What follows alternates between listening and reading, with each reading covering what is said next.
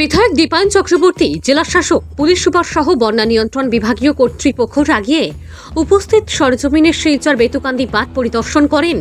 সাংবাদিকদের সামনে কথা বলতে গিয়ে জানান, গত 2022 সালে ভয়াবহ বন্যা নিয়ন্ত্রণে যেভাবে মুখ্যমন্ত্রী ডক্টর হিমন্ত বিশ্ব শর্মা ও জলসম্পদ মন্ত্রী পীযূষ হাজারিকা বিশেষ তৎপরতায় বরাক নদীর পার্শ্ববর্তী প্রত্যেকটি বাঁধের কাজ শক্তভাবে হয়েছে ও সেই সঙ্গে বাঁধগুলো উঁচু করা হয়েছিল।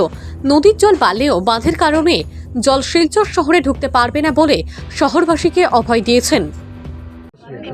আমি আমার দলৰ নিৰ্দেশে আমি পশ্চিমবংগত নিৰ্বাচনীত আছিলোঁ। আজি আহিলোঁ। এতিয়া আহি মানে আমি দলৰ কাৰ্যকৰ্তাৰ লগত ইয়াতে আহিলোঁ। আমাৰ DC মহোদয় আহিছে আৰু SP মহোদয় আহিছে। আমি ইয়াত দেখা পালোঁ যে আমাৰ বেথুকান্দি যিটো ডাইকটো আছে, এই বেথুকান্দি ডাইকটো আপোনালোকে জানে যে 2022 এই ফ্লাডৰ পিছত আমাৰ মাননীয় মুখ্যমন্ত্ৰী ডক্টৰ হিমন্ত বিশ্ব শৰ্মা ডাঙৰীয়া আৰু আমাৰ বিভাগীয় মন্ত্ৰী পীযূষ হাজাৰিকা তেওঁলোকৰ নেতৃত্বত আমাৰ ডাইকটো হৈছে। আমি এইটো মানে আমি ক'ব পাৰোঁ ৰাইজক যে আমি এতিয়া ছেফ জোনত আছোঁ। এতিয়া আমাৰ স্লুইচ গেটখন আমি দেখা পালোঁ যে মহিষা বিলৰ যেতিয়া আমাৰ বৰাকৰ লেভেলটো কম থাকে তেতিয়া মানে মহিষা বিলৰ যিটো স্লুইচ গেট, এইটো স্লুইচ গেটৰ পৰা আমি ট্ৰাই কৰোঁ মহিষা বিলৰ পানীবিলাক মানে নদীত পেলোৱাৰ কাৰণে। এতিয়া আমি দেখা পালোঁ যে একদম মানে খুব সোনকালে আমাৰ এই বৰাকৰ পানীবিলাক মানে লেভেলটো ৰাইজ কৰি আছে। সেইটো কাৰণে মহিষা বিলৰ আৰু পানী এতিয়া সম্ভৱ নহয় আৰু বৰাকত দিয়া। সেইটো কাৰণে স্লুইচ গেটটো বন্ধ কৰিব লাগিব। আৰু স্লুইচ গেট যদি আমি বন্ধ কৰোঁ তেনেহ'লে আমি আশাবাদী যে এতিয়া আমাৰ শিলচৰবাসী ৰাইজে ছেফ থাকিব। কাৰণ এতিয়া বৰাকৰ যি লেভেল আছে এই লেভেলৰ ওপৰত আমি 4 মিটাৰ ওপৰত আমাৰ ডাইকটো আছে। সেইটো কাৰণে আমি ছেফ জোনত আছোঁ। একজেক্টলি বেৰেংগাও ছেইম হৈ আছে। বেৰেংগাৰ ডাবল স্লুইচ গেট এটা ডাবল শ্বাটাৰৰ হৈ আছে। আপোনালোকে জানে যে পীযূষ হাজাৰিকা ডাঙৰীয়া যোৱা বছৰ আহি এইটো কনফাৰ্ম কৰিছিলে, এইটো কাম ষ্টাৰ্ট হৈছে। আৰু আমাৰ বাদ্ৰীঘাট, এই তিনিটা মেইন আছিলে। এই তিনিটাৰ আমি এতিয়া ছেফ জোনত আছোঁ। এতিয়া কথাটো হ'ল আমি এতিয়া ইয়াত যাম আমাৰ তাৰাপুৰ শিৱবাৰী যিটো ছিংকিং জোন আছে, এই ছিংকিং জোনৰ অৱস্থাটো কি আছে এইটো চাম।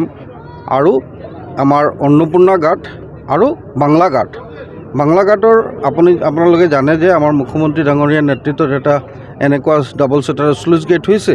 আৰু চহৰৰ যি পানীবিলাক আছে এই পানী আমাৰ বাংলা ঘাটৰ পৰা আপুনি এইটো ডিছচাৰ্জ হয়। কিন্তু যোৱাকালি মই যিটো খবৰ পাইছিলোঁ যে জাতিংগাৰ জলটো ব্লেক ফ্ল' কৰি আছিলে। সেইটো কাৰণে এতিয়ালৈকে পানীটো যিমান মানে কোৱান্টিটিত ওলাব লাগে সিমান কোৱান্টিটিত ওলাব পৰা নাই। তো সেইটো আজি 3টা বজাত আমাৰ অন্নপূৰ্ণা ঘাটত ডেঞ্জাৰ লেভেল ক্ৰছ কৰি গৈছে বৰাকখন। এভৰি আৱাৰ মোৰ দেন 20 চেণ্টিমিটাৰ বাঢ়ি আছে। চিন্তাৰ বিষয় হয়নে নাই? চাওক, মানে যিমান সোনকালে মানে পানীৰ লেভেলটো বাঢ়ি আছে এইটোতো চিন্তাৰ বিষয়। নেচাৰেল যিটো কেলামিটি, এই কেলামিটি আমি সদায় ট্ৰাই কৰোঁ কেনেকৈ আমি প্ৰটেকশ্যন দিব পাৰোঁ। আমি আশাবাদী যে আমাৰ মুখ্যমন্ত্ৰী ডাঙৰীয়া নেতৃত্বত এইটো আমি ট্ৰাই কৰিম মানুহৰ যাতে কিবা প্ৰব্লেম নহয়। আমি আমাৰ এডমিনিষ্ট্ৰেশ্যনৰ পৰা হেল্পলাইন চেণ্টাৰ খুলিছোঁ। আমি আজি আহিলোঁ, আমি এতিয়া মিটিং কৰি আমিও পাৰ্টিৰ ফালৰ পৰা এটা হেল্পলাইন নাম্বাৰ দিম পাব্লিকত। যদি কিবা সমস্যা হয় তেনেহ'লে আমি যাতে মানুহৰ লগত থাকিব পাৰোঁ, মানুহক সহায়তা কৰিব পাৰোঁ। ৰাইজক কি ক'ব ইয়াৰ পৰা?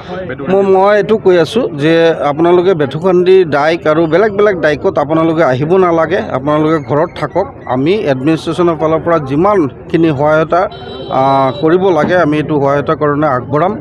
আৰু চিন্তা কৰিব নালাগে, নেচাৰেল কেলামিটি যিটো হৈছে এইটো অলপ ফেচ কৰিব লাগিব। মই আশাবাদী যে মানে 2-3 দিনৰ পিছত যে আমাৰ পানীৰ লেভেলটো কমিব।